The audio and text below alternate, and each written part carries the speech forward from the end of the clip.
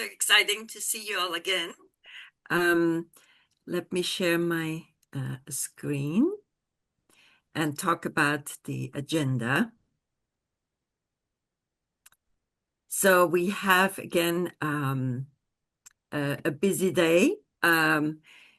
We will do some quick review of the homework. We were very excited. We have about 30, and there may have been a few additional comment submissions for pitches.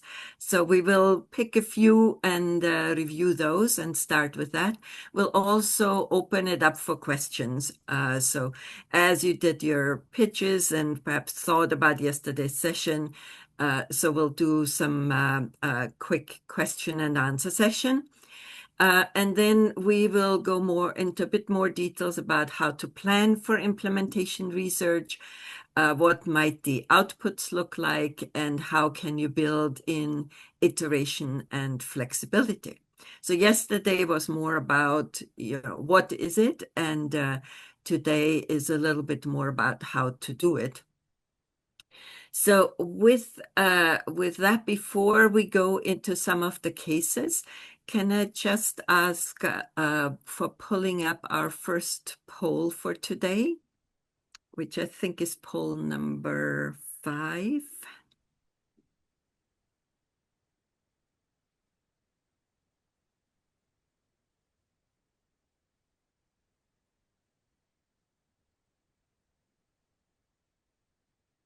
Did it already come up? There it is. Okay. So we're just trying to gauge how you feel about it so far. Do you agree with the statement that you have a better understanding of what implementation research is?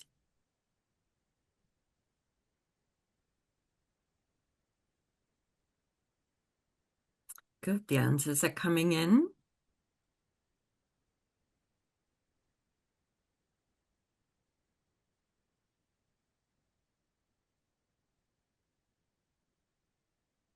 Good, I think we can share the results. So most of you agree somewhat, and hopefully by the end of today, that will the agree completely column will be larger. Many of you do already feel better, and we still have some that don't feel much better about implementation research. So also, if at the end of today you still again have some questions, we will also provide an opportunity to add additional questions, and we'll be happy to answer those. So thank you for your feedback. So back to our agenda.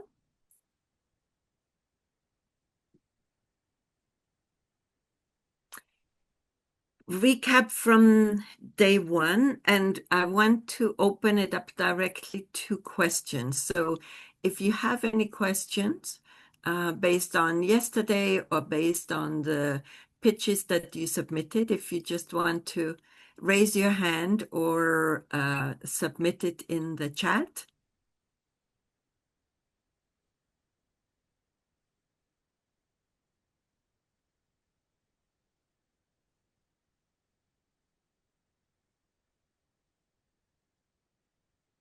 Anybody? I don't see any hands. Well, we can come back to that also later. So let's, Christy, do you want to do a quick recap, or shall we jump directly into the pitches? Oh, we'll do a quick recap. That'll just take a few seconds. So welcome back, everyone. Thank you for joining us for Day 2 Implementation Research Training. As you'll recall, yesterday we discussed several key points.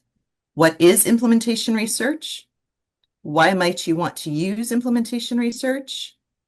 How does implementation research align with national, regional, and local priorities? And how might you advocate for implementation research? We also took an initial look at our case study, and some of you shared your thoughts on how you would pitch implementation research to a funder. If you have questions, as Maria said, please don't hesitate to put them in the chat. We're happy to answer those now, but As we have not seen any filtering in, we'll wait another few seconds. Then yeah, let's go on to the homework review. Well, I can ask you a question. Um, my question is, we heard in the case study yesterday, for example, that they used a randomized control trial for their research. And my question is, with implementation research, what methods can you use? Implementation research will use any method that is appropriate to answer the question. They chose an RCT because they had the resources, the time to do so, and in part because the results that their stakeholders were looking for needed to be that robust. Um, it is, I would say, that is not the typical method selected for implementation research. Implementation research will frequently rely more on, for example, interim assessments that teachers may do in classrooms, observations of teaching practices. Um, Obviously, that requires good practice to keep it rigorous and to make sure that the information you're collecting is comparable. It also frequently utilizes qualitative data collected through interviews, focus groups, um, sometimes through not journaling, but sort of the official records or additional reflection and observation sessions, for example, that school administrators, headmasters might do. So there are a lot of different methods that you would use, and it depends entirely on the question you want to answer. Great. Um, so we will jump now into some of the pitches. We got some really great selections. We will also provide feedback. So anybody who has already submitted a pitch, we will send you a brief email with some comments or thoughts. And if you haven't yet submitted a pitch but want to do so, if you do so by the end of today, that's fine. We will still send you some comments as well. We have selected just a few, and we will invite the person that has submitted the pitch to read it or present it if you want to. So if you want to present your own pitch, so this one was from Imelda Usnadibrata. So if she's on the call and wants to present her own pitch, just raise your hand.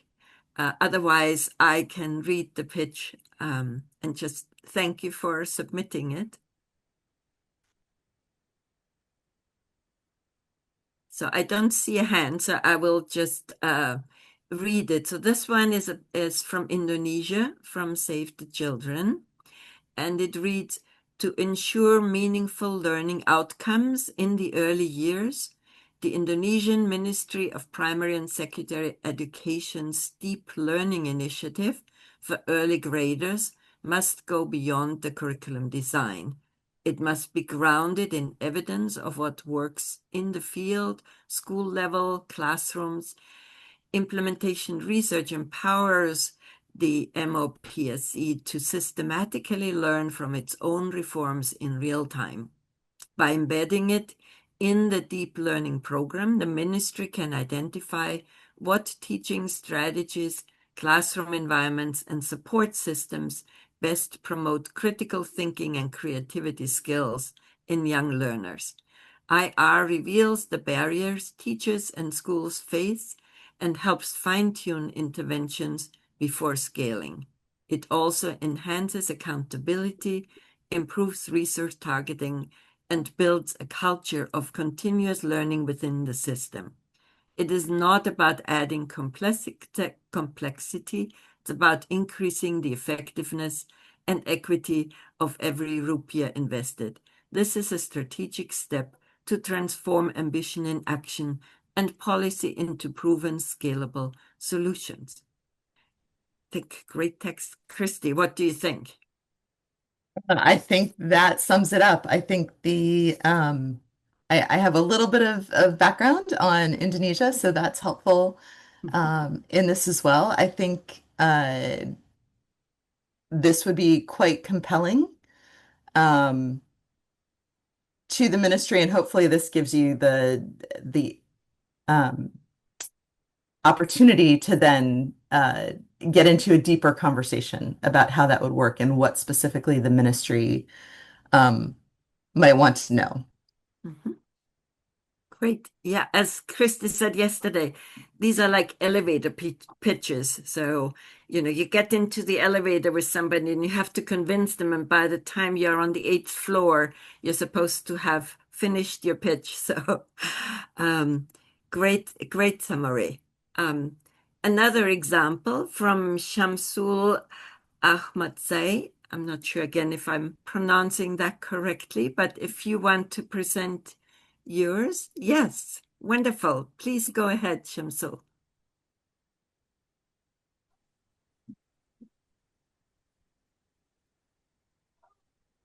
You can unmute yourself and present. Yes, can you hear me? Yes.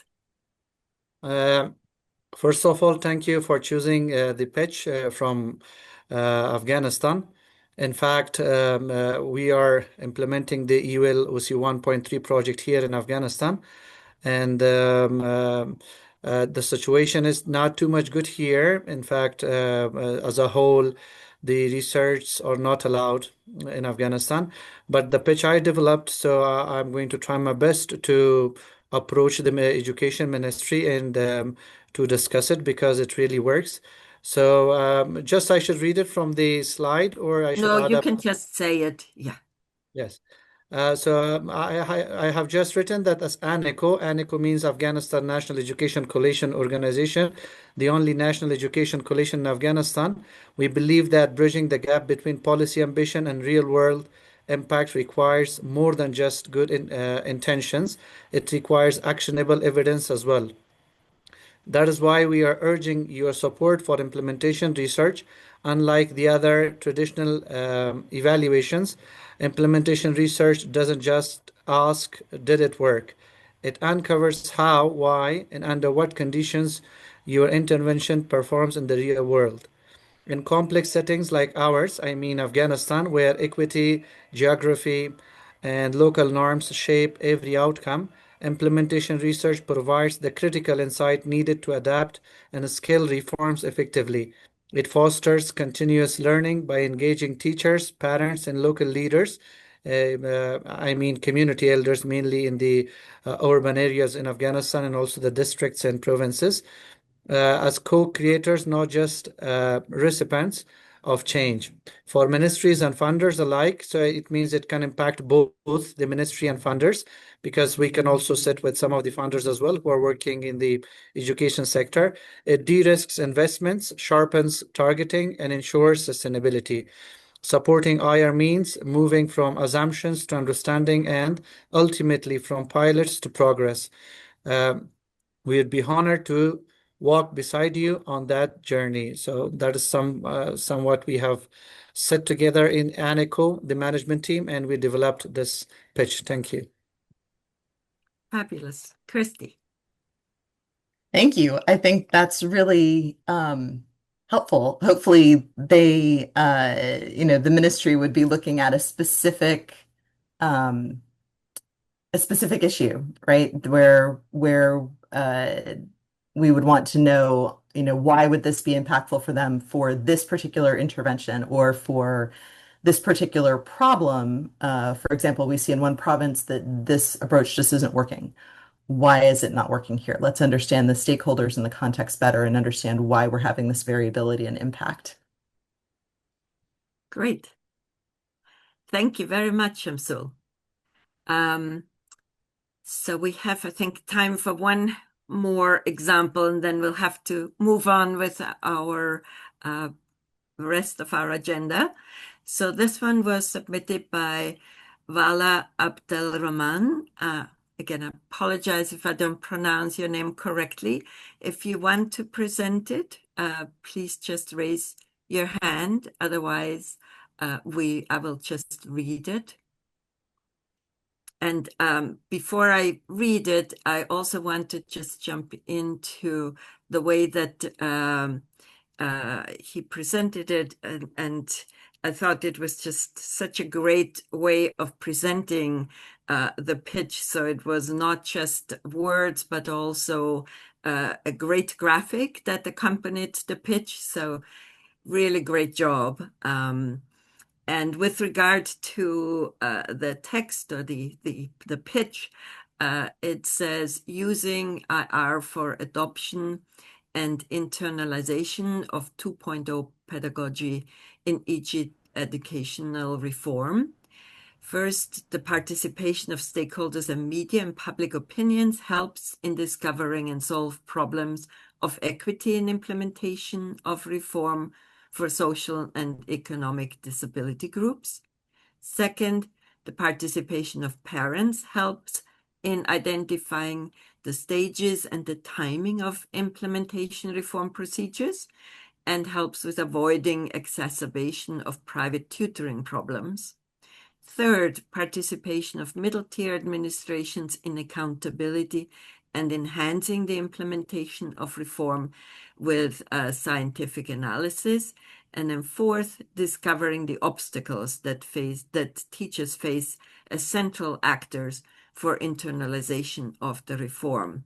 So I think, a great example of thinking of all the different actors that should be involved.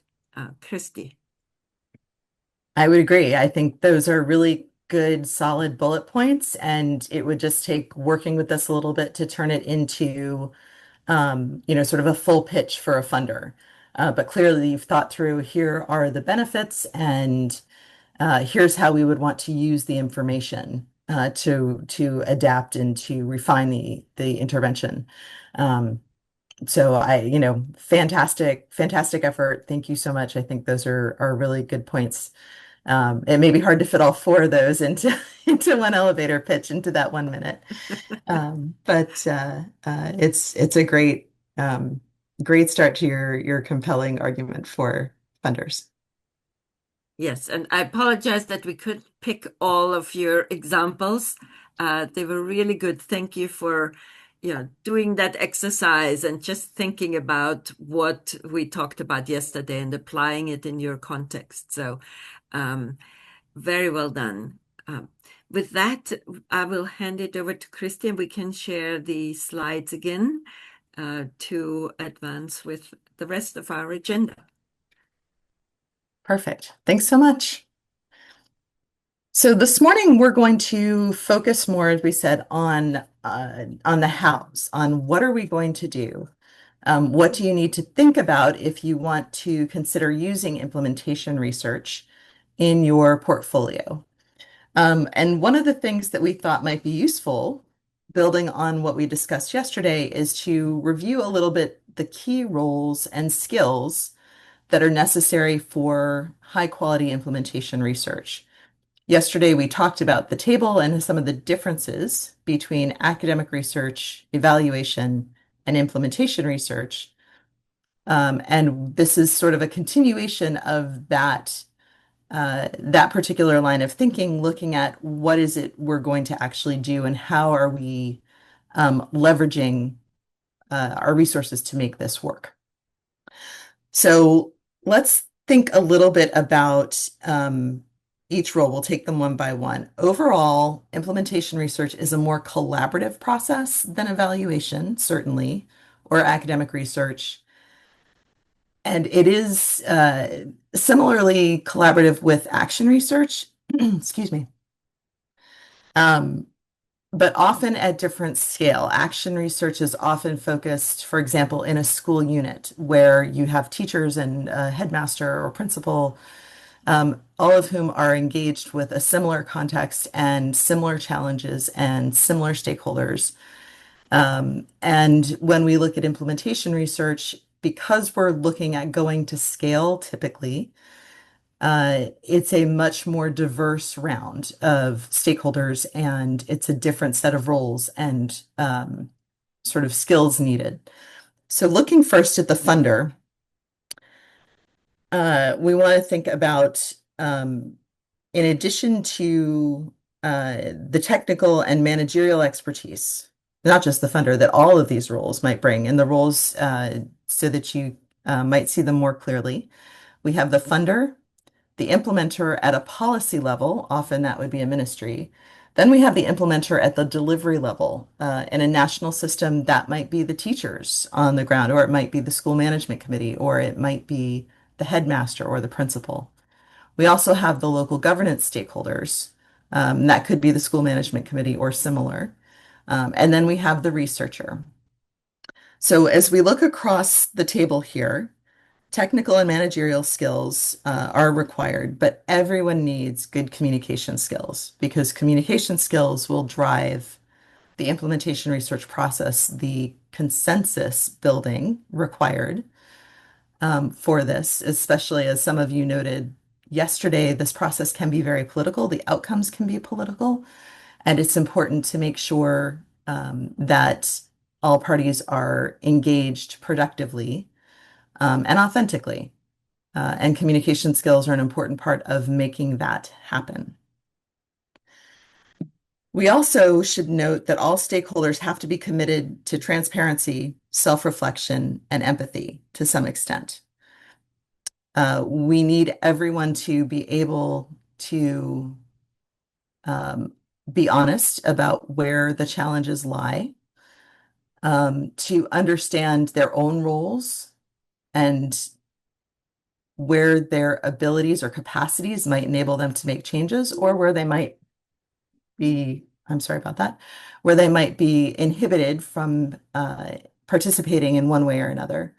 And we want people to be able, we say empathy because we want people to be able to understand how others in the system perceive the reform, perceive the goals, perceive what the pathway to change should look like. And it's critical to be honest about mistakes and failures, and in the larger picture, to direct energy towards learning and improving outcomes rather than trying to place blame in this. In addition, rather than focusing on gaining compliance with directives as rolled out, the funder and policy level implementer will be focused on engagement and facilitation, bringing other stakeholders to the table to ensure success of the intervention or reform, excuse me. Delivery level implementers and local governance stakeholders have to be willing to engage and learn both about processes they may need to implement and about results that may not be flattering to their performance. The benefit for them is that they become part of identifying the gaps and designing solutions or adaptations that will generate better results. Researchers also have a different role. They need facilitation skills, mentoring skills, and coaching skills, and that might differ from what they would do for an evaluation or academic research. So does anyone have questions? I know I started to answer a couple of the questions that were in the chat earlier. Are there additional questions at this point, or are there things you would add to the table? What other skills, as we have talked about, thinking about how to structure implementation research and how you would do it, are there other skills you think we should be listing in this table as well?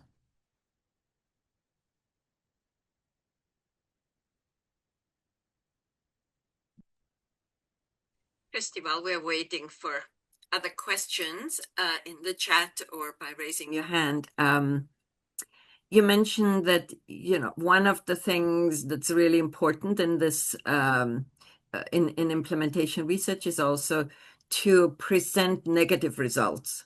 Do you have any suggestion on what might be great ways to deliver messages that are not so positive? Hopefully, one of the benefits of implementation research is that because the implementer and other stakeholders are involved in that process of data collection, and first that you have set out, here are the metrics that matter. Here's how we're going to assess whether this is successful or not, and that there's been consensus building around that.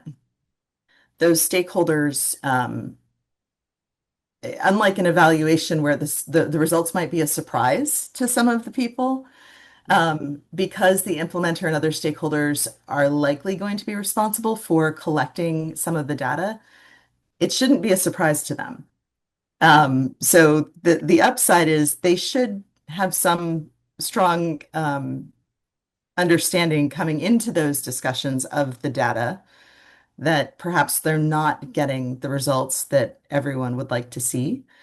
And I think it helps to take a very constructive approach to say, let's understand why. And hopefully they've done that along the way. So that's, I think, and if they haven't done that along the way, implementation research offers a structure and the opportunity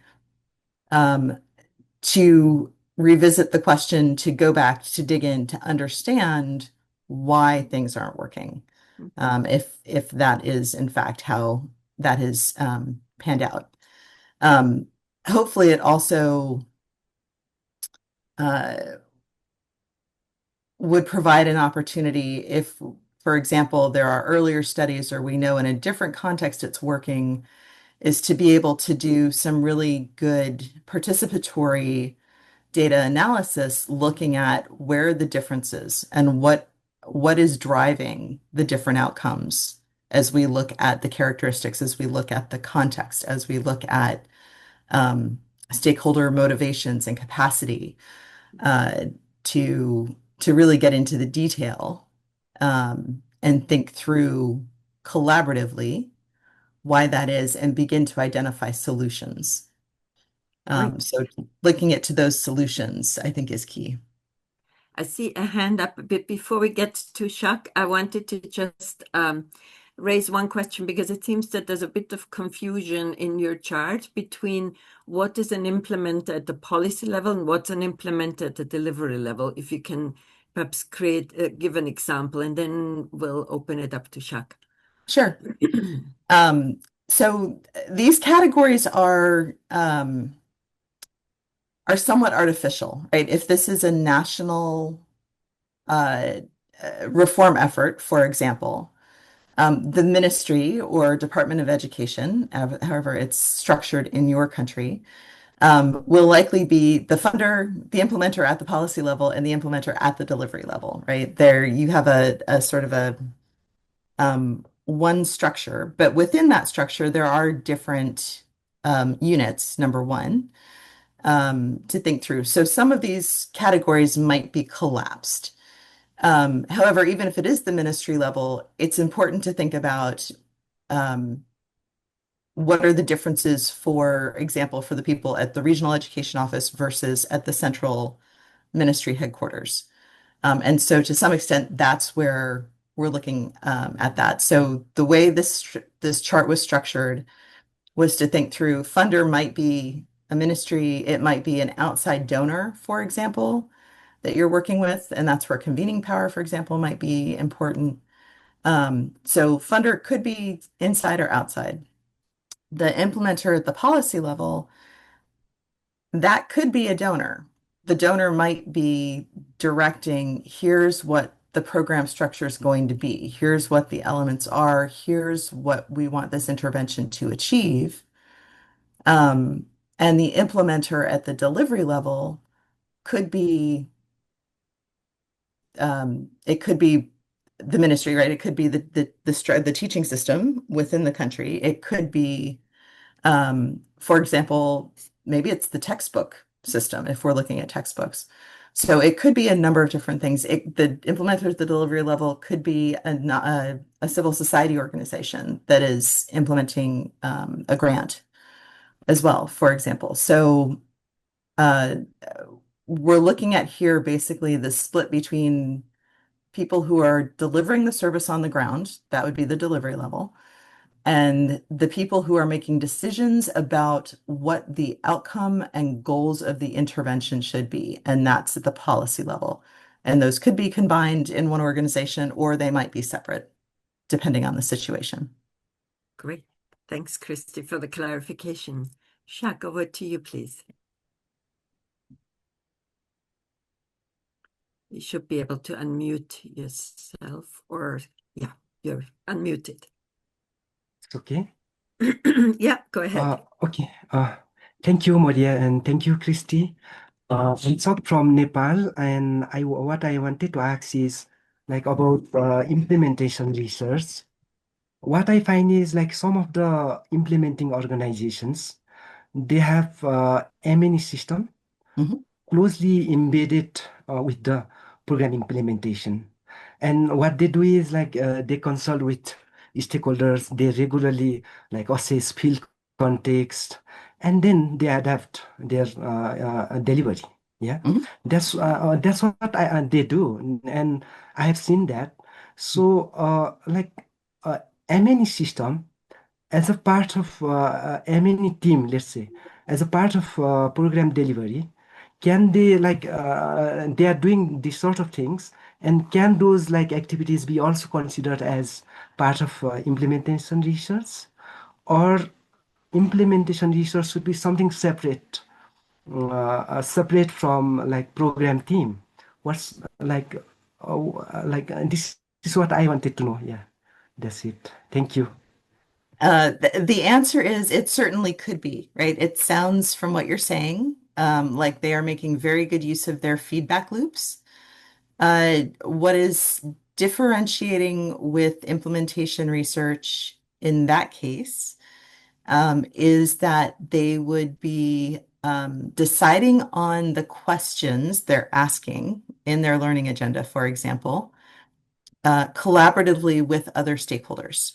So if those stakeholders do not have input into the research questions, and those they're simply being driven by the operational needs of the implementer, um, that is definitely a performance improvement. Some of it may be action research, if depending on how they're approaching it.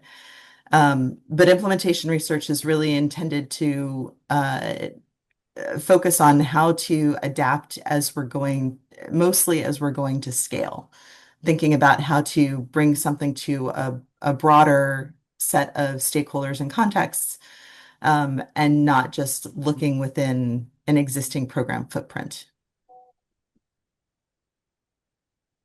Now, if they're doing that as Right. part of a scale up, then very much it could be, right? So it depends on what they're looking at. The boundaries are a little blurred.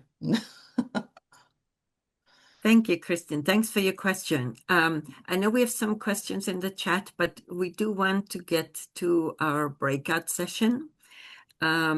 So let's go to the next slide and talk about our breakout session. We'll come back to questions again later.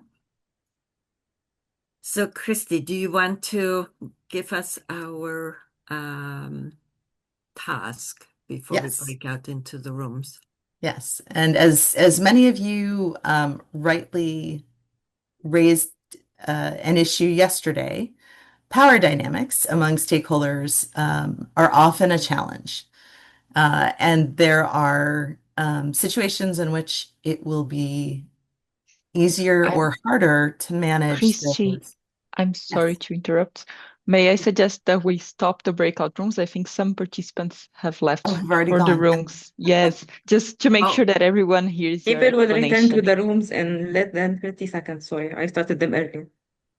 Okay, no problem. Just to make sure everyone can hear. Hear the instruction. Okay. and we can also repeat it once we're in the breakout room. We will Okay. again repeat the instructions. So. Mhm. Okay. So do you want me to wait for the rooms to close and then continue? Okay. All right, so we'll go back to the breakout rooms in just a moment. But our task for this breakout is to use the case study that we looked at yesterday. And in our small groups, we want to think about what were some of the skills that were critical to the success of the research as we think about those different roles and how the disparities in power might have affected that process. So, for example, thinking about the research questions, the processes and sites for data collection, for example, or the adaptation or uptake of adjustments and refinements to the program. Also, anything that you think they might have considered to reduce barriers to equitable partnerships. That might include capacity development, considerations for timing, location, collaboration formats, or other things that you would try if that were your responsibility. So does anyone have questions about what it is we're going to be doing in our small groups? I think, Christy, what we'll do is we'll have a 10-minute breakout session in the groups. And I would say, start with one question. And then if there's sufficient time, go to the other question. When you're Perfect. talking about the second question about the barriers, think kind of combine it together with the third question about what solutions, pick a barrier and then think about the solution. So with that, let's head into our breakout sessions.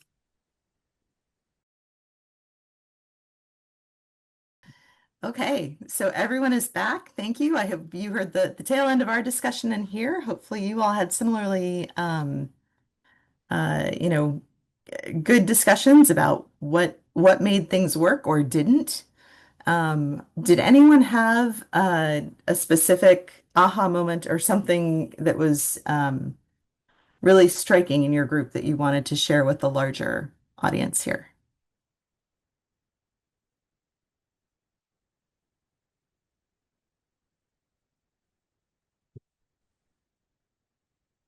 Oh, Maria, you're on mute.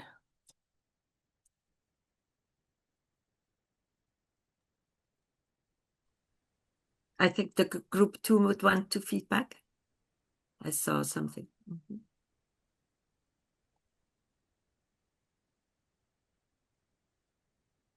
I think it was Mahi, if I'm not mistaken.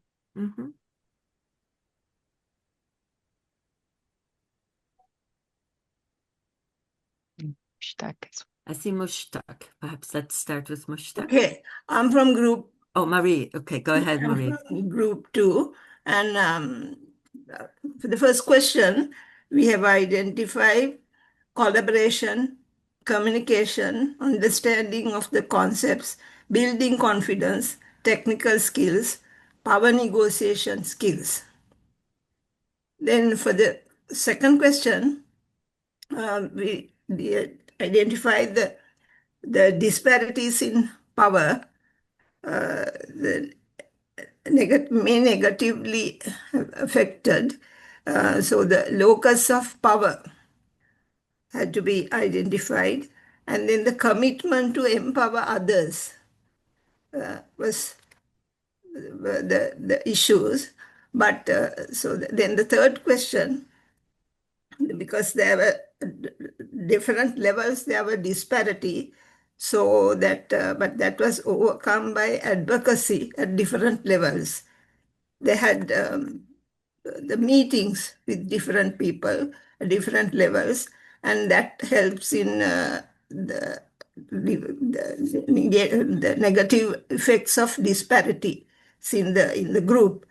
Then also reducing bias in data collection and the strong communication skills among the groups.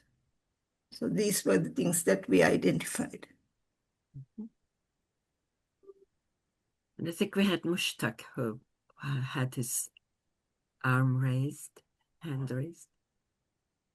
Can I speak? Yep. Yeah, right. As far as aha moment is concerned, the case study is very relevant and we can relate it to our context, that what is happening in our context and how can we improve the condition there. So last question we were discussing, that was about the openness of that a kind of a utopia type of case study, that everybody is looking for the simple or not that is one focused objective, and everyone is trying to chip in that. But in our context, mostly we have that those things are run by the donors and they try to manipulate the results and take it to somewhere else. Yes, that was my. That's a very interesting point. And very, very important kind of power dynamic point. Other feedback from other groups.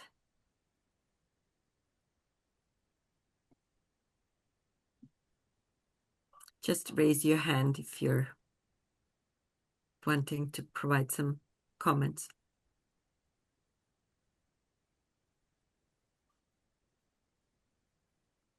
I know it's Friday. The weekend is coming.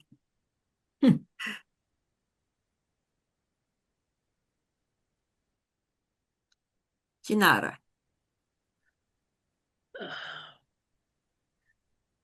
Вот хотела добавить, я вот согласна с предыдущим выступающим относительно того, что очень часто наши страны I just являются and indeed, very ведомыми frequently, our донорами. countries Вот. И это are означает, что вот органы власти, dependent особенно on в сфере donors. образования, And должны четко осознавать I свои think национальные this means that the Ministry of Education интересы и and стратегические цели education образования agencies для того, чтобы should really действительно very clearly выстроить understand their own переговоры с донорами, для того, objectives чтобы эти and the проекты mission, соответствовали so стратегическим that when целям they start страны. Это negotiating очень with важно, donors, they would demand потому that the что projects supported by the зачастую donors would be compliant донорские with the агентства имеют strategic свои objectives of the стратегические цели, country как itself, вот because предыдущий donors have their выступающий own сказал, и не всегда эти strategic цели могут goals, совпадать с as целями Mushtaq страны. mentioned Поэтому before, очень and важно their strategic согласовывать objectives эти do not интересы always на начальном coincide этапе with the до того, как strategic начинаются objectives of the интервенции, country с тем, itself, of the чтобы national ones. And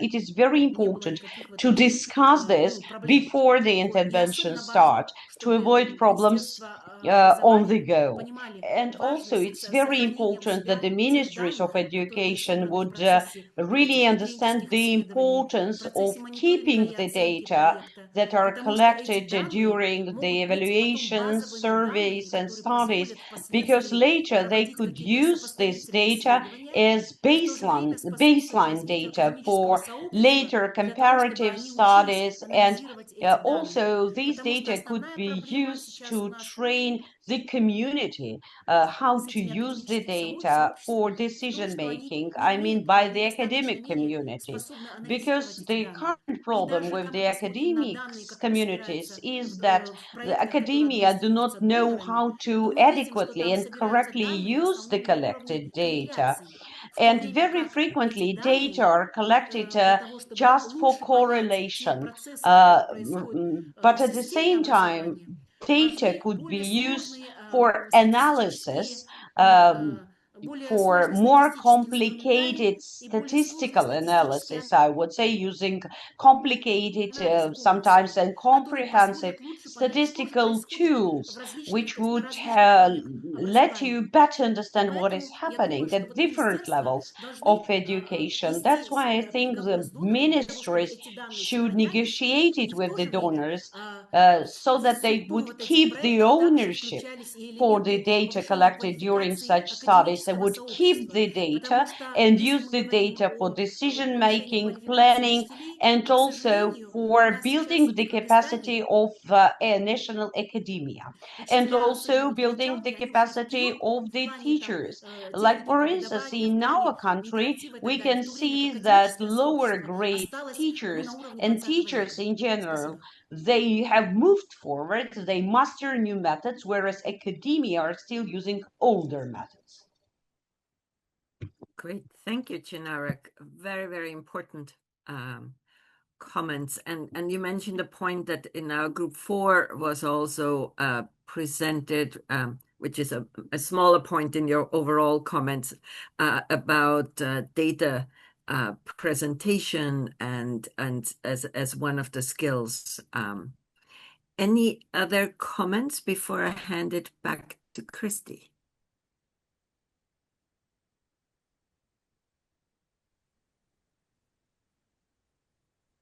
Can I? Sajid, did you want to? Yes, go ahead. Finance is the key in our part of the world. And that has the biggest power. In very few instances, Ministry of Education finance. A lot of the development activity projects takes place with the donor agencies, just as Chinara was saying or Mushtaq was saying. In that kind of context, what is the role of implementation research? Because there is no intention by the ministry to scale it up if it has to support on its own. because a lot of these donor agencies driven projects come with very expensive paraphernalia. And certainly within the resources of the government, it doesn't want to continue and carry on with this. So it's at times it seems like a game that is being played out by each side. So I don't think if I were to say honesty or honest feedback would be one critical thing that people have to bring to the table for implementation research, which is very politically incorrect. So financing education drives a lot of power dynamics, a lot of expertise, a lot of implementation research is taking in the form of monitoring and evaluation. There's because of the financing requirements, there's a pressure on consultants, there's a pressure on the researchers to produce results that may be acceptable. Government is not very willing to carry on these projects in the same expensive way forward. So I think all those things play a very complicated role for the implementation research. Thank you. That's a very, very, very, very true point and very important point. And I think, one of the things that I've at least observed with some of the donors is that there is a lot more encouragement to focus on scale up at the very beginning rather than thinking about it once they're done with their project and handing it off, so to say. So I think there is a slight shift in thinking, but definitely lots more to do. I see we have one more hand up, Sergey, and then I'll hand it back to Christy. Go ahead, Sergey.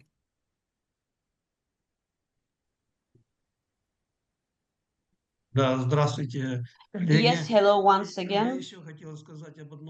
I wanted to mention one more skill that all the stakeholders need to have, or at least the key stakeholders involved in such research. This is the skill of properly collecting data, because if the data are not properly collected, are not collected adequately, or are not collected to the criteria, against the criteria that we're going to use, then we might fail. That's why, as previous speakers mentioned, we need comprehensive models and tools for data collection that would allow us to pinpoint, to track some very deep processes that are not on the surface, are not on the surface, are not apparent to the researchers from the very beginning. And again, it's very important that the researchers or the research planners would have very good vision of what kind of tools they need to use to get exactly the data that they need for planning or decision making. Thank you. Excellent point, Sergey. Back to you, Christy, for your feedback and then moving on. Absolutely. I think it's, your observations are all spot on. There are any number of challenges in doing this, and it's not simple to do it well. But it is an important tool to have, and I think as people undertake it, they learn, they refine, they do better. And some of those processes, as you were saying, Serhi, might not come out right away, right? There are things that you may have to iterate, but that's one of the key intentions with implementation research, is to do that iteration until you get to the nut of what you need. So it's a fit for purpose tool in that regard. But it does require skillful handling, and it does require a lot of the skills, the negotiation, the back and forth. And I think the more information that all the stakeholders have, the better our systems work. And I would agree that, there should be better use of existing data sets wherever they reside to help inform what we're trying to achieve. And So perhaps, let's sorry. go ahead. I just wanted to add one other thing to come back also to what Sajid was mentioning and Sergey both in terms of the power dynamics and the use of data. So one of the things that we are seeing in quite a few countries is the development of education labs or policy labs. And what that does is it's policy labs, researchers that are kind of sometimes inside the ministry, sometimes outside the ministry, but with the focus on providing evidence to the ministry. And by involving them or having them carry out some of that research, I think that helps with the continuity because they are part of the country, they are part of the ministry sometimes. So that can sometimes help with making sure that the data is actually getting used long term. And another approach I've seen in one or two countries, it may exist in others, is that the ministry is asking that any major research that's carried out in their country is registered with the ministry. And so therefore, the ministry is aware of what research is carried out, can also make sure that there isn't too much overlap across donors, and then also can make sure that they get regular updates, not just at the end of the research. So thank you. Great thoughts. We'll have to move on. We'll come back perhaps to you, Sajid, when we have our next break. And we will start back with our slides again. Thanks very much. So several of you have asked or put points in the chat or raised in the different discussion groups. When is it appropriate to conduct implementation research and when might we do it? And this chart might help sort of clarify for you what typically one sees sort of in the research pathway. So implementation research could be conducted at any time from the time you're considering a new intervention. Most often, however, you would find implementation studies being done after there's some critical mass of evidence that a specific intervention or approach has merit and before it is taken to scale. So generally, you would have some efficacy studies moving along, some effectiveness studies perhaps in place. And then as you're thinking about scaling an intervention or reform, you would see concerted efforts before that rollout to conduct implementation research. Next slide, please. We won't look at this in detail, but the implementation research guidance note that Maria mentioned at the beginning uses a series of decision trees, and this is the decision tree on when to use implementation research. And we would just refer you to the guide for additional information about when you might do that. And that Aruj also touches on the financing piece, at least on what you've raised in the chat there as well. All right, next slide. We have a couple minutes stretch break, and I know we're a little bit behind. So Maria, do we need to adjust our timing on the stretch break? Yeah, 3 let's minutes just instead do of like 5? let's just do 2 minutes and 2 minutes. really just stretching, getting your coffee refill or whatever you need, and then let's move back on. So we'll stop for a second.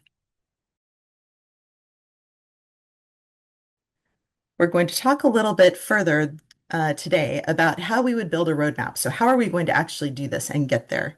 Next slide, please. Yesterday, we mentioned that in a perfect world, we would begin implementation research at the beginning of an intervention. And this slide shows how the implementation research process would align with the project management cycle. So for each stage of the project management cycle, there's a parallel stage of the implementation research cycle. As you engage those initial stakeholders, you would do so with their potential roles in implementation research in mind, and with a focus on creating urgency around the need for reform or intervention to keep them engaged. As the goals of the intervention or reform are set, Could begin to identify potential implementation research questions in the 7 key areas: appropriateness, feasibility, acceptability, stakeholder adoption, fidelity, cost, equity, and sustainability. As you allocate funding, you can also ensure you have funding set aside for implementation research. But this presumes a long lead time, advanced knowledge that implementation research will be helpful to the intervention or reform. However, we don't often have that. We don't always have that, and we often don't have that. So planning for implementation research often does not begin until the conceptualization and planning of the intervention reform or even later.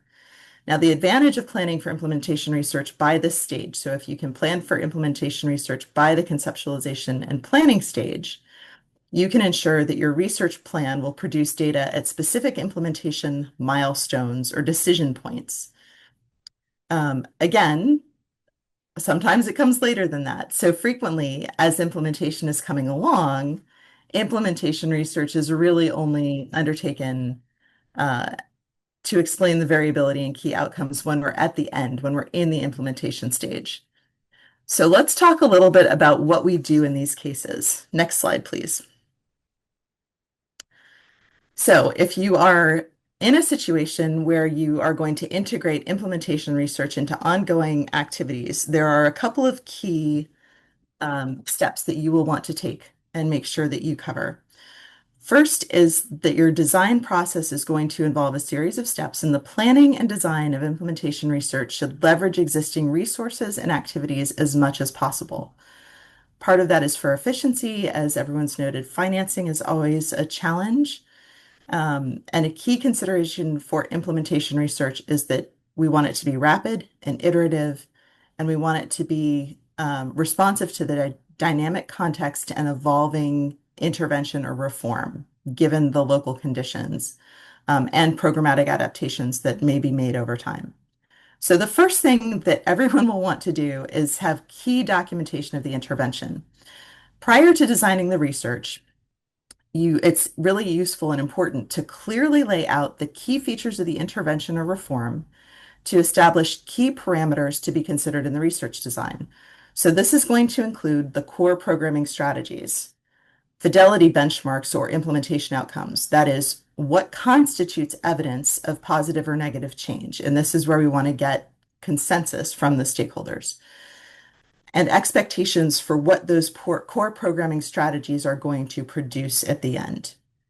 Another important element of this is potential implementation challenges or risks within the intervention delivery itself, within the context and among stakeholders.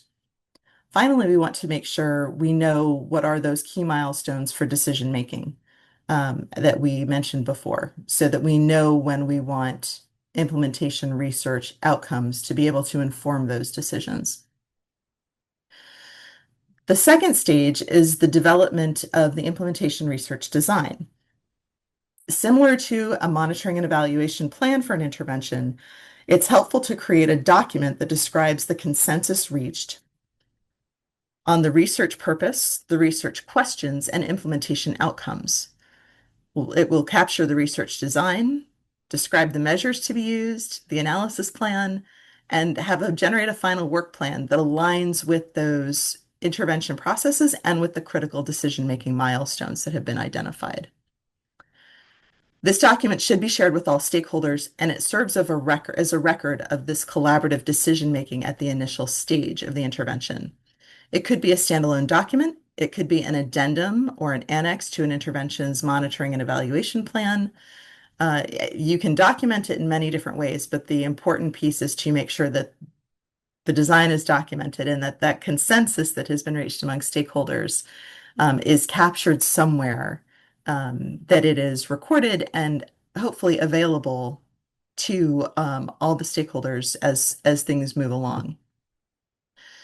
One piece of this is making sure that those agreed upon measures for assessing progress are in place. So those measures could be qualitative or quantitative, depending on the questions and resources available. There are a number of resources that we recommend you look at in the implementation research guidance note. that talk about what illustrative measures might be or robust, how to make sure that your measures are robust. So please do check out that resource for additional information. And this is critical to reduce any rationale or incentives that the stakeholders may have to sort of reinterpret the results or reinterpret the pieces of this document later to their own advantage. As part of the process of developing and selecting measures, it may also be useful to review the regular indicators and data that are being collected, whether that's through an EMIS system, whether that's through a monitoring and evaluation plan that an implementer has, or just the administrative data that's being used on a regular basis. And that would allow the research team to leverage those existing processes as any data infrastructure that already exists so that we're not creating duplicative or unnecessary structures and data that would then, sort of be a waste of resources.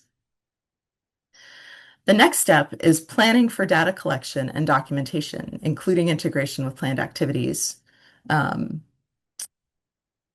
So once the research designers have selected the measures, the implementer can identify areas of complementarity between their implementation research plan and any of those existing systems that they have in place. You would want to compare the intended data collection methods and sources, including participants in a sampling plan, to identify overlap with their plans and determine where consolidation of data collection efforts would reduce cost or eliminate respondent fatigue. We also want to make sure that you are using a single data collection instrument where possible so that, again, you're not introducing multiple instruments and multiple efforts where one would suffice. The next step is data management analysis. In addition to leveraging the planned activities, the implementation research may also be able to leverage the data management analysis tools that the implementer staff use during the intervention. Technical staff can use mobile devices that might be used to collect data in the field. The implementation research team and implementer team can share software for data collection and data analysis. And finally, the implementer may find it advantageous to link databases storing the implementation research data and the interventions M&E data. So those are things that we would consider. Obviously, decisions are made on a case-by-case basis, but these are all things you'll want to work through if you're integrating into ongoing resources or into ongoing activities. Next slide, please. Additional considerations. First, timing. We mentioned the milestones and decision points just a moment ago. Other timing considerations will include the school calendar, funding cycles, participating stakeholders' established planning processes, and the work plan for the intervention that may drive those timing milestones. That is something to consider. It's also important to think about what's realistic for the length of time that we may be able to keep stakeholders engaged.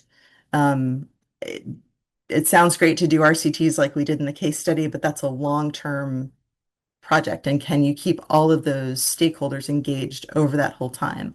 Or do we need to consider other approaches, for example, that would be easier to cover, easier to digest, easier to keep people engaged over shorter periods of time?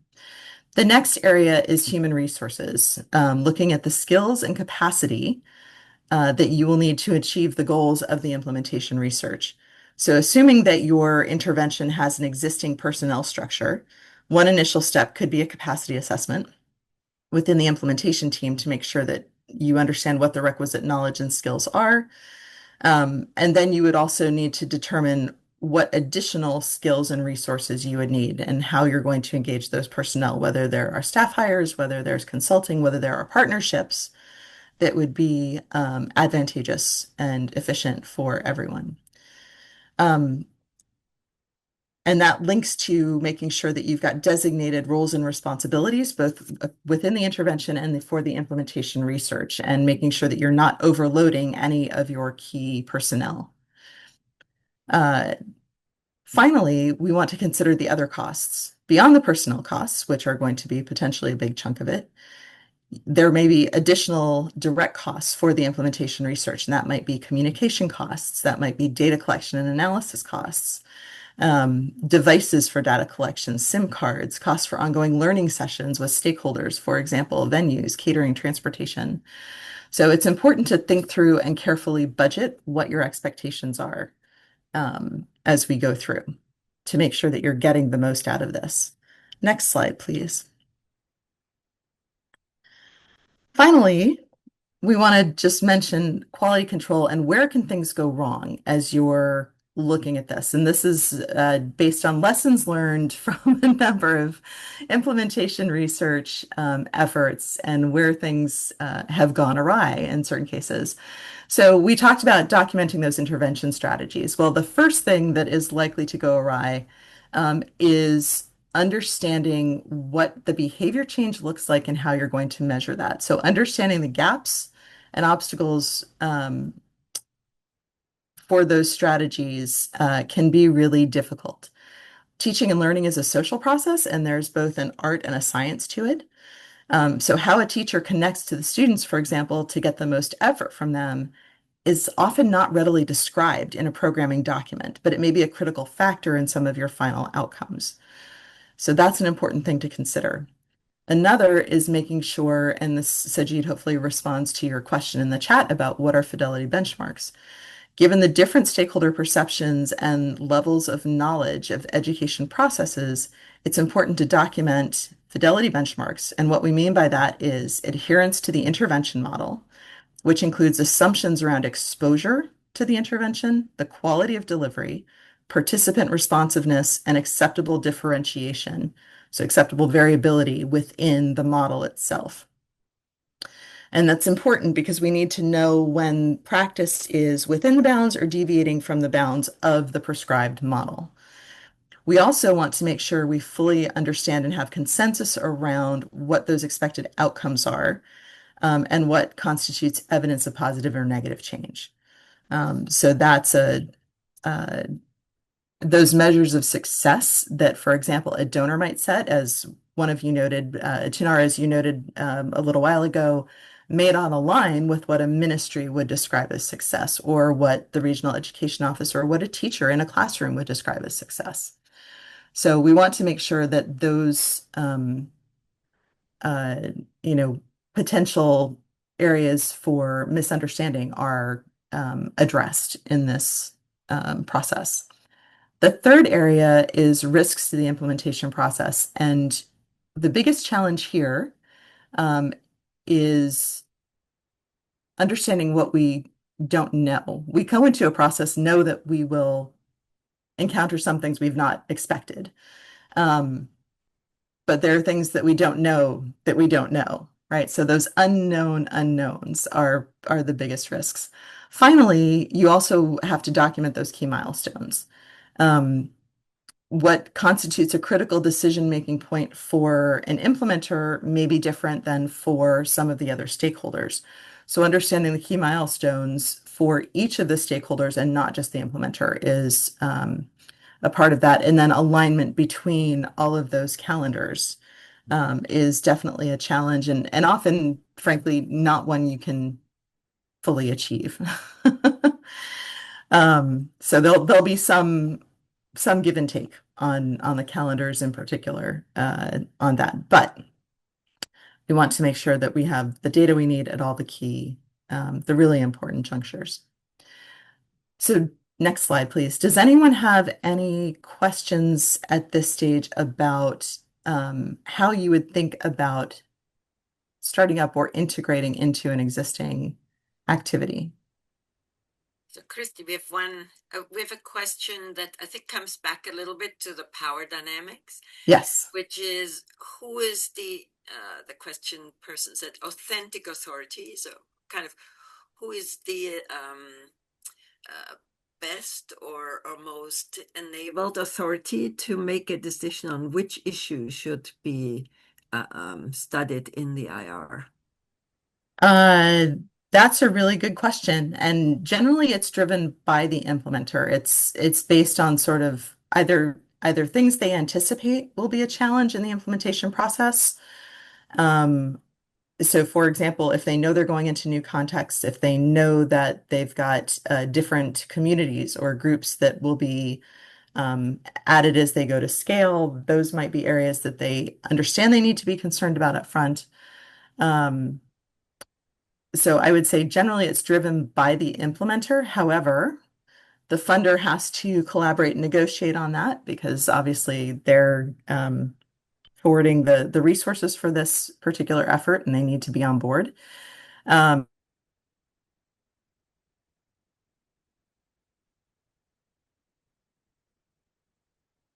Did we just lose Christy? I think so. I think Influence yes. from some of those other stakeholders. Back. Sorry, go We ahead. had just lost you a little bit, Christy, for a Oh, second. sorry But I about that. think we get most of your Okay. thoughts. I kind of had a follow-up question also, which is, is there a time where you say, okay, you're in an implementation and either there is a very surprising result and that could be the prompt for doing it. And also, is there a way that you say, okay, this is a pilot, but shouldn't you perhaps already be thinking about the scale up and then decide already before, while you're doing the pilot, what the research questions should be so that it helps you with scale up later? Yes. Yes, in both cases. I have certainly worked on activities where, they were getting no significant results and decided to use implementation research to try and understand why, particularly around the stakeholder questions. And definitely if you're running a pilot and you know, for example, that there's going to be a mandate to scale it up, then it makes sense to think through what are the challenges and what are we going to do here. And I've had the opportunity to work on both of those kinds of efforts, and it generally is a useful approach. And it's sometimes the scale up questions in particular, I've heard more coming from funders when they know they're going to be scaling, necessarily than the implementers who are often still focused on what's in front of them. Yeah. But it may go either way. We have a few questions that were posted in the chat, and I see a hand up. So let's first go with the ones that were posted. One is how to contextualize research measurement tools. What is the sequence of actions? As we think about, I don't know that we have a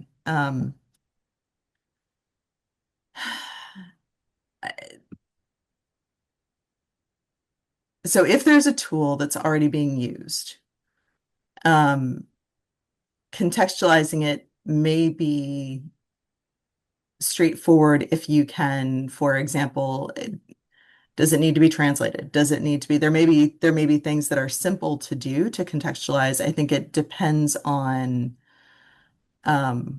what you mean by contextualize, though. I've often found that, it's straightforward to add questions to a survey or to add a module to a survey that's being used, or to add a module to an observation tool that's being used in a classroom. Those are often very doable things. However, I've also seen it done where people have tried to use an instrument that really was not well aligned, and it's frankly more work to try and contextualize it than it is to create a new one. So I think there's some judgment involved in that, and it depends on how you have to adapt it. So I apologize that I don't have a great answer for that. In terms of sequencing, I would say that the sequencing is really around here's the result, here are the metrics that we agree on, and here's how we're going to produce the data that will inform those metrics. And so, once you get to those three steps, then you start to look at the tools, right? You go through the process and understand what are the data elements you need and how are you going to use them and what format do they need to be in, and how do you need to be able to analyze them to get to the answer. And then you go and determine what's the best way to capture them. We had a hand up just before that I don't see anymore, but if that person still wants to speak, just please start speaking.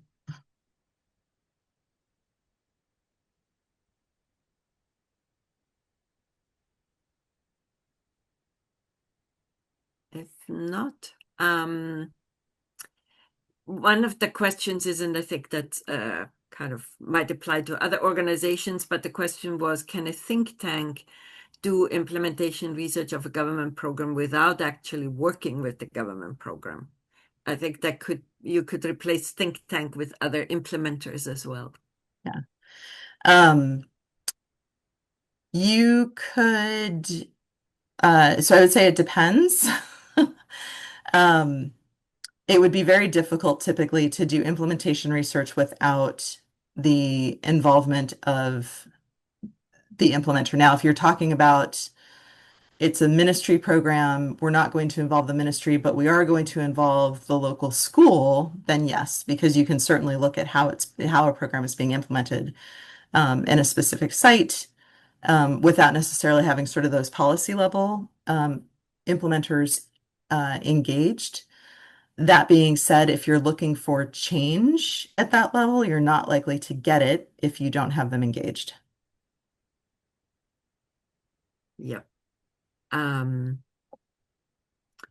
We have a very specific question, but perhaps we can make it more general, which is how can implementation research be effectively designed in the example mentioned of Afghanistan's fragile education system, but that could certainly also be translated into other fragile education systems, given the constraints such as political instability, limited infrastructure, gender challenges, fragmented stakeholder coordination.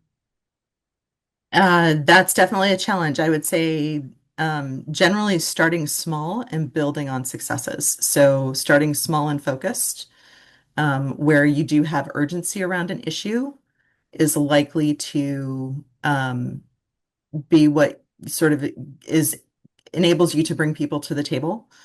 And sort of building on the success one step from that, and going stepwise. And I think one of the challenges in a context like Afghanistan is getting to some of those consensus points about what change should look like, how we're going to measure it, and what we want those outcomes to be, because there are definitely wide-ranging views within the society on who should have access to education, what it should look like, how it should be implemented. So I think there are going to be challenges with that because you don't have that broader consensus. But again, I would say start small, start in areas where you are able to build some consensus, and begin to build on those successes one at a time. Use the iterative nature of implementation research to your advantage. Mm-hmm. Great. I think we'll have to move on. So let's go to the next slide and then followed by a poll. Okay. So one of the challenges that we have is that knowledge translation, right? How do we move implementation research outputs so that they actually foster changes in implementation or they foster adaptation in the program to achieve the results we want to see? Implementation research typically operationalizes that strategy through learning activities. Many interventions include provisions for learning activities, including analysis of feedback from stakeholders, sharing of lessons learned with partners, planning for adaptation based on performance feedback in prior periods.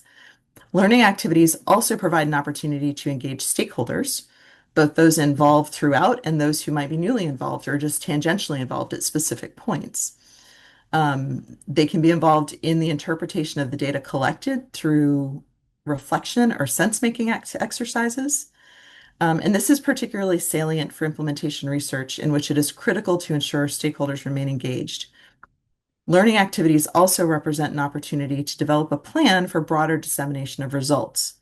The implementation research may complement and leverage those other organizational learning activities, monitoring and evaluation activities. But we really want to make sure that this research and those outputs are driving change, right? So as we noted, transparency is critical in this process. We need those learning activities to start from a point of being open about where the gaps and barriers are. And that's one of the approaches that people will use to foster long-term engagement. Next slide, please. So let's think a little bit about how do you prefer to take in information?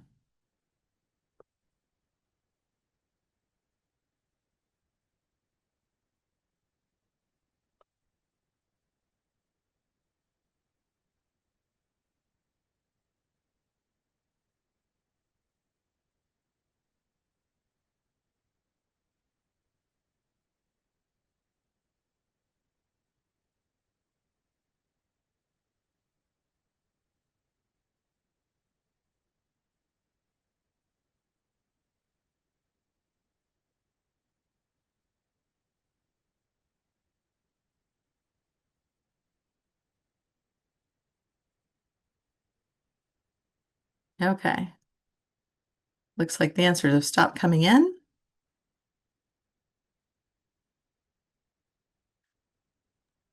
Can you see So the results? Yep. Okay. So many of it looks like many of you are accustomed to reading reports and absorbing information that way.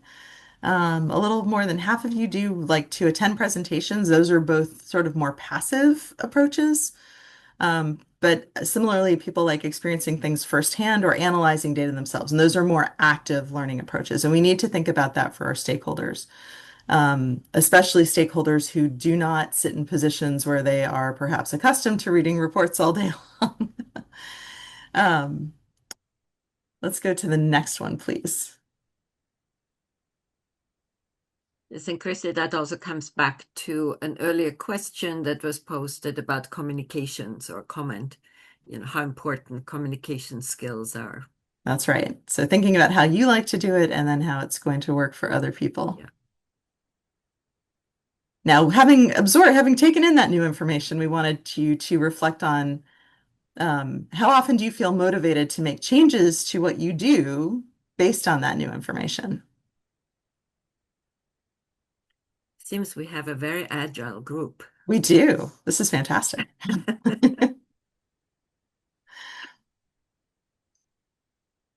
And we may have a few honest answers. Yeah.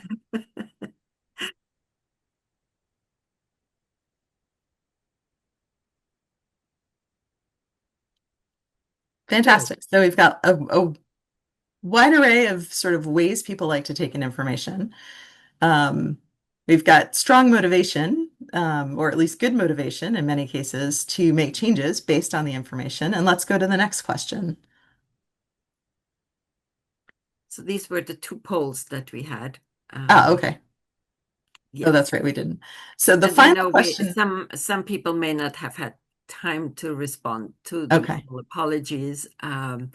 It was close too quickly, but I think we got a good representative sample of answers. Yeah. The final thing we sort of want to have everyone think through coming out of these polls is how often are you able to make changes to your work on your own? So without resources and without support from others.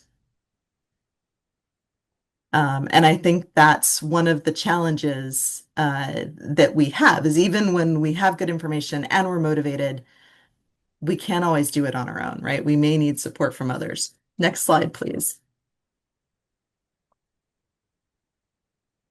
So let's think about what formats our research outputs might take. Might they look like? And I thought it would be helpful to sort of split up the two ideas. We have the knowledge translation piece, which is the making sense of the information we've collected. And then we have the dissemination piece and how do we get that out to the various communities that need it, the various audiences that need it. So we think about knowledge translation as part of the data interpretation process, and they're often internal sessions or by invitation only events that engage key stakeholders who frequently have other roles in the implementation research process. So these might include a variety of reflection events or sense-making exercises using the data collected. This would also include repackaging the data for various audiences. So setting up our stakeholder groups for success and giving them information that is important to them, that fills knowledge gaps, but that is at an appropriate level where they can understand it and at an appropriate, so both sort of technical level and level of granularity, right? As we think about how we're structuring those communications to different audiences. So for example, technical experts within the ministry and regional education offices and educators themselves may be looking for very specific kinds of information and kinds of data that inform them. And that may not be appropriate for a more general audience, for example, of parents or community members. The evidence dissemination process then focuses on providing that information, eliciting feedback, and creating opportunities for future engagement. And we wanted you to help inform us here. What are some of the other formats? Add those in the chat. What are the other ways? We have the community updates, technical workshops, briefers, reports. What are some of the other ways that you think would be useful or important to disseminate some of this evidence, thinking about the audiences that we've addressed? Yeah. And Christy, just a quick comment. We are running a bit late, so Yes. I think shall we go through the slides and then and I Yes. see, please, add your comments here. That is really great. And then we'll leave a longer time at the end for discussion, comments, and questions. Perfect. All right, so let's then keep adding those ideas to the chat. Let's move on to our iteration and flexibility slide. Next one. There you go. So our final topic that we want to look through today, as we discussed earlier, implementation research is designed to be targeted and iterative. Therefore, it's important to consider how much flexibility your system allows for adaptation. Effective implementation, particularly at scale, requires flexibility in the management of the intervention, specifically to ensure that core programming strategies perform well in terms of acceptability, adoption, appropriateness, cost, feasibility, fidelity, and sustainability. The principle of a flexible and adaptive approach needs to be agreed upon by all relevant stakeholders at the start of the intervention or reform, and then the flexibility to adapt the intervention should be informed by emerging evidence, which needs to be disseminated to the relevant stakeholders in real time. And stakeholder engagement and consensus around the need for adaptation in response to shifts in implementation incomes is also critical. Implementation research is then a critical tool to guide implementers in making effective adaptations to achieve the desired outcomes and in keeping stakeholders engaged over the medium to long term. So let's talk about three. So that's the first sort of piece there. Let's talk a little bit more about leadership and incentives. One of the key lessons learned from a wide range of studies in leadership and education is that effective uptake of research requires both strong leadership and an incentive structure that rewards learning. The research sponsors and implementers should create a vision for how the organization will generate and engage with the evidence in collaboration with stakeholders, which may also require working with and supporting staff to realize the vision and modeling the desired behavior. At the same time, the incentive system for personnel working on the intervention should reward learning behaviors and not penalize them for a lack of success if they completed the expected tasks and activities per the plan and engaged in the learning and reflection process. An incentive structure that prioritizes short-term achievement of targets over long-term achievement of the intervention goals runs the risk of discouraging the learning behaviors that implementation research seeks to foster. Finally, iteration. As stakeholders determine the initial research purpose and develop questions, it may be clear from the beginning that multiple rounds of research will be required to cover all the questions that are needed. In addition, the reflection and learning process may generate new research questions to be answered in further rounds of research. These new questions should be added to any earlier unadded questions for further prioritization and consideration as part of a continuous quality control improvement approach. It's also useful to note that stakeholders involved in designing further rounds of research may change. So one round of research may focus on teachers, another round of research may focus on textbooks, and you may have different stakeholders who need to participate in those. And that's something that we're going to expect as we see going back and forth. Next slide, please. So we're going to take, we don't have quite 15 minutes, but we'll take just a few minutes in our breakout groups here in just a moment. And we want to We think won't do about, breakout groups, Christy. no, we won't. We Okay. do it as a group and also answer Gotcha. in the Padlet. Perfect. Yeah. All right. So then, Maria, why don't you go ahead and introduce how you want them to do that then? Yeah, so we can do exactly answer these questions, but let's just do it in plenary and Okay. not as a breakout group, just because we only have like No 9 timing. minutes left. Yes. And we also have the Padlet, so we'll post the Padlet again, and people can put their responses into the Perfect. Padlet as well. So let's deal it more like an open Q&A kind of question. Okay.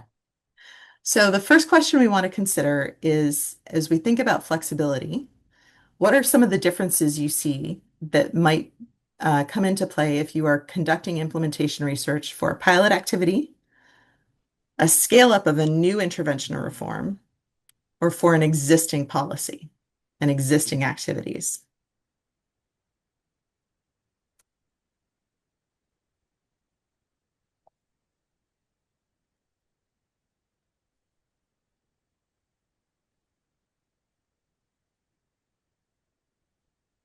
Any thoughts?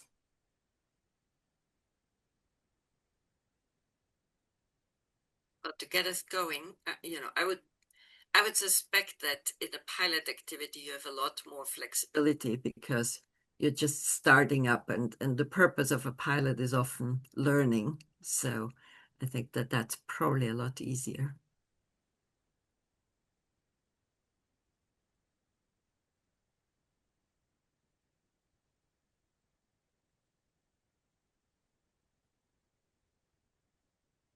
Any thoughts from anybody who has implemented one? I see Akram.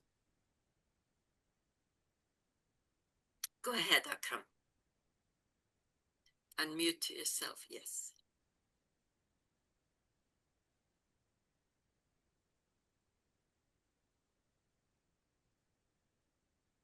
Go ahead and speak, Akram. We can't hear you. I think Akram was having a mic issue in the breakout rooms as well. Akram, we unfortunately cannot hear you.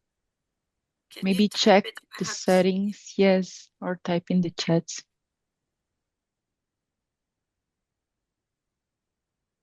Yes, and I see your comments in the chat. You're absolutely right. A pilot activity typically has more flexibility because it's small scale and because it is intended for learning generally.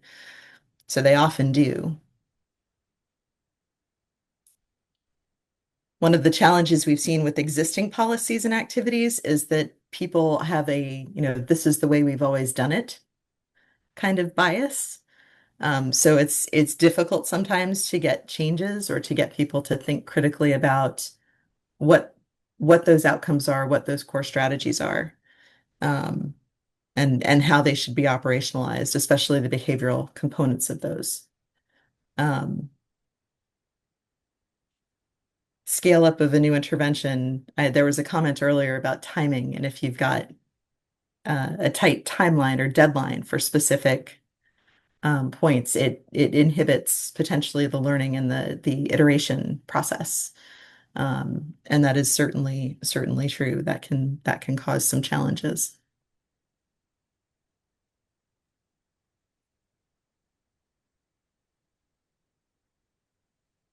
Christy, can you perhaps talk about how can we change, for example, teachers' behavior? So let's assume we have, a change in the approach that teachers should use in the classroom. And we have some very experienced teachers that feel that whatever they have been doing, works really well for them. But, so there may be some resistance, and so there may be some inflexibility in the system. How can you, for example, deal with that inflexibility? That is invariably a challenge. That's part of where getting agreement on what the metrics are is important and what change, what success looks like, positive and negative change looks like, because that gives you then some ground to stand on, to argue with them as needed. I think there are. Um, there are always things to pull on. I think you have to demonstrate to them that what you're asking them to do and the change you're asking them to implement will in fact benefit their students. And I think they need to value and to want to see that change. And I think most teachers do. Most teachers do want to see success for their students. And I think that is the most powerful argument for getting them to do something that's uncomfortable or that's more work, that's more challenging, is to really situate it as, here's how this benefits the students and here's how this is going to make things easier over the long run. Mhm. There's also a very good comment by Saira. A scale up may be a little inflexible too, because the stakeholders would wish to stick exactly with what worked in the pilot and perhaps without considering different contexts when scaling up. That's true. That can Yeah. be a challenge, absolutely. Mhm. And the Another second, comment is yeah, for inflexible systems, we need to make a consensus between policymakers, the researchers, the implementers, and the teachers on how to use the IR findings. yep. Yeah, and I think the strategies that you would use, it depends obviously on which piece, which inflexibility you experience. Centralized annual budgeting is going to be a different challenge than, for example, limited professional development, and how you sort of achieve that and overcome those challenges. So the strategy will be that it's often a long-term piece to make the inflexible more responsive. Yes. So I think we'll have to stop here with the discussion, but keep posting things still in the chat. As I said, we will get back to all of you. We will try to summarize things and get back to your questions also. So the KIX team will send out something in writing afterwards. You can also still add comments and questions in the Padlet. And again, we will use that. We'll leave the Padlet open for 1 or 2 more days. So if you come back with some additional questions, you can still add them in there and we will respond to those. So with that, I'll hand it back to our KIX team, who I think wants to take a picture. Marina. Yes, everyone. Before we close with some final information for you, we're suggesting that we take a group picture of this very good workshop that we had over these 2 days. So if you can turn on your camera. All right, wonderful. Thank you, everyone. Great to see everyone's faces too. Yes. So I think we have 2 quick polls before we close. So if we could perhaps pull those up. So the first one is about what did you learn? So let's keep this one open a little bit longer. And there's multiple choice, so all that apply, just click on those.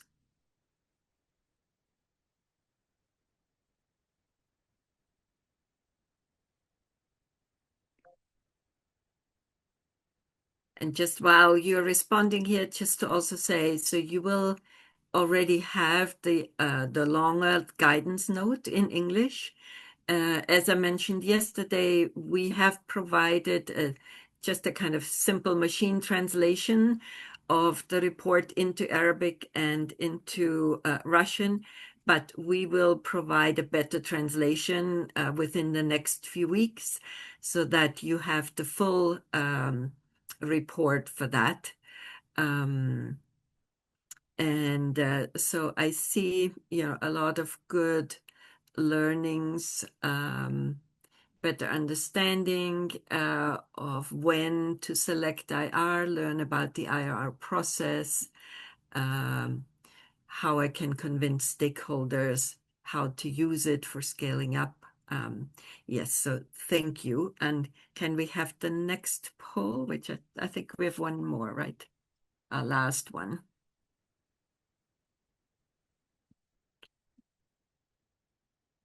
So we hope that we feel more comfortable with applying implementation research in your work. I know we couldn't cover everything in kind of just 4 hours. It's a very complex subject, but hopefully you'll feel more comfortable.